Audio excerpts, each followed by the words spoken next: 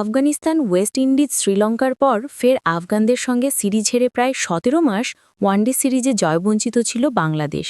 সব মিলিয়ে ২০ বছর পর টানা পঞ্চম সিরিজ পরাজয়ের শঙ্কাও জেগেছিল। তবে শেষমেশ তেমন কিছুই হয়নি।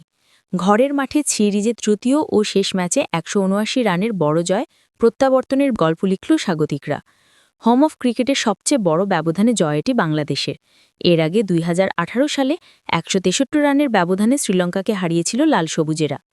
বৃহস্পতিবার ২৩ অক্টোবর মিরপুর শেরেবাংলা জাতীয় ক্রিকেট স্টেডিয়ামে টস জিতে ব্যাটিংয়ে নেমে নির্ধারিত ৫০ ওভারে ৮ উইকেট হারিয়ে ৩৯৬ রানের সংগ্রহ পায় বাংলাদেশ। জবাবে ১১৭ রানের বেশি করতে পারেনি সফরকারীরা। এই জয়ে দীর্ঘ ১৭ মাস পর ২-১ ব্যবধানে ওয়ানডে সিরিজ জিতল বাংলাদেশ। বড় লক্ষ্য তারা সাবধানী শুরুই করেছিল সফরকারীরা। তবে পঞ্চম ওভারে অ্যালিক আথানেজকে এলবিডব্লিউ করে প্রথম সাফল্য এনে দেন নাসুম। এরপর সপ্তম ওভারে রিভিউ নিয়ে ফের আকিম আগস্টকে এলবিডব্লিউ করেন নাসুম। বাঁহাতি স্পিনারে দুর্দান্ত বোলিংয়ে ২৮ রানে ২ উইকেট হারায় ওয়েস্ট ইন্ডিজ। টানা তৃতীয় ওভারেও সাফল্য নাসুমের। নবম ওভারে দ্বিতীয় বলে ব্র্যান্ডন কিংকে বোল্ড করে দলকে তৃতীয় উইকেট এনে দেন তিনি। উইকেট শিকারে নাসুমের সঙ্গে যোগ দেন আরেক বাঁহাতি স্পিনার তানভীর। ১৪তম ওভারের প্রথম বলে ওয়েস্ট ইন্ডিজ অধিনায়ক শাই হোপকে ফেরান তিনি। স্লগ সুইপ করতে গিয়ে ব্যাকওয়ার্ড পয়েন্টে সন্তার হাতে ধরা পড়েন ১৬ বলে ৪ রান করা হোপ।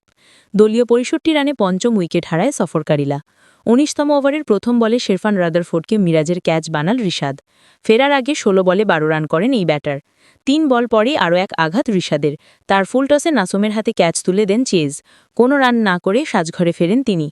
এরপর ২২তম ওভারে দ্বিতীয় বলে কিসি কার্টিকে কভারে শান্তর ক্যাচে পরিণত করেন তানভীর। ৪৩ বলে ১৫ রানের মন্থরায় ইনিংস খেলেন টপ অর্ডার এই ব্যাটার। লড়াইয়ের ইঙ্গিত দিলেও বেশি